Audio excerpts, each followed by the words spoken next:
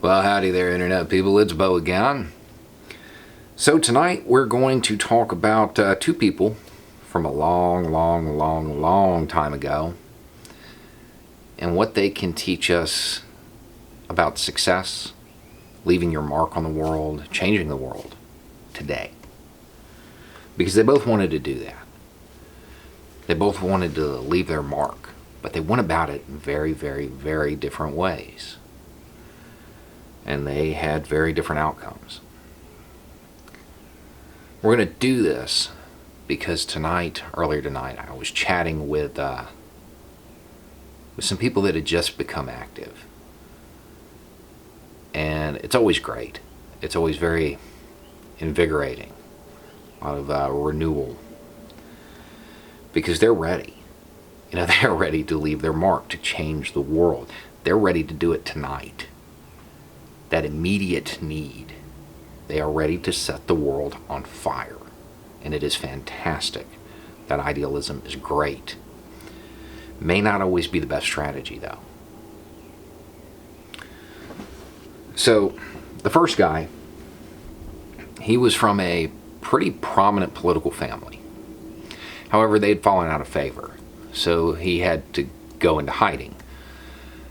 And along the way, he was a soldier, a religious leader, eventually became a lawyer, kind of how he got back on his feet.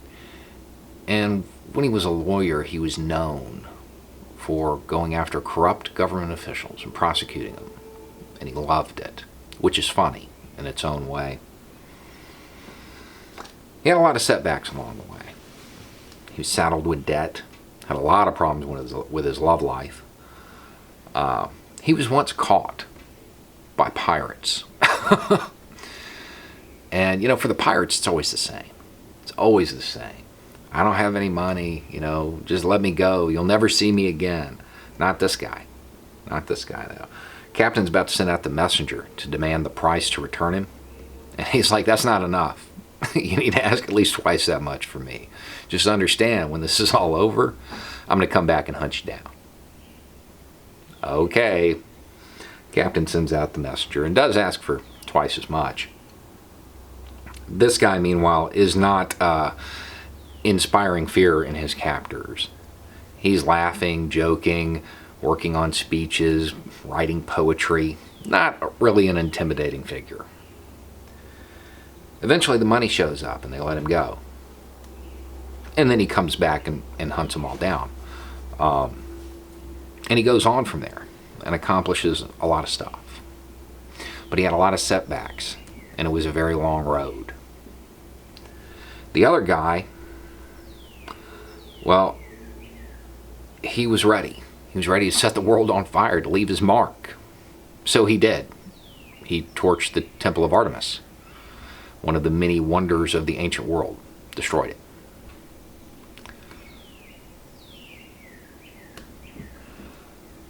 One of those people, you know their name. You may not know those stories because the person led such a wild and interesting life that those are the stories that get cut when people are making movies about him. It was a long road. The other thing is, the first guy, he built something. Now granted, he did it on the back of a lot of destruction, but he built and he improved.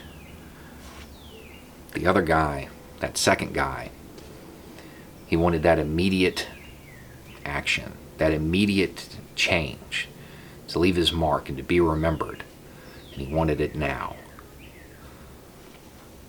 One person, that first person, is remembered today because he went on to have a fling with Cleopatra. He ran Rome.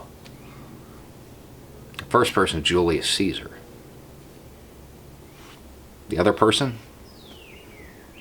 Well, it doesn't really matter, does it?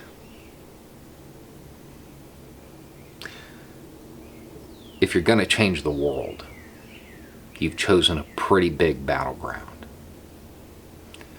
It's going to be a campaign. It's going to be a long fight. And you're going to have to be in it for a while. You got to get your mind around that now. You got to get your mind around that now. Because otherwise, that fire that you have, it'll burn you up. It'll consume you. There's a reason that it's a running joke among longtime activists that activists have a 3-year shelf life. Because it's exhausting. It is exhausting. Unless you get your mind around it in the beginning. That it's going to be a long fight. The world's not going to change tomorrow. Not completely. There'll be little changes every day. And you can make little improvements every day. But to get to where you're going, where you want to go, it's a long road.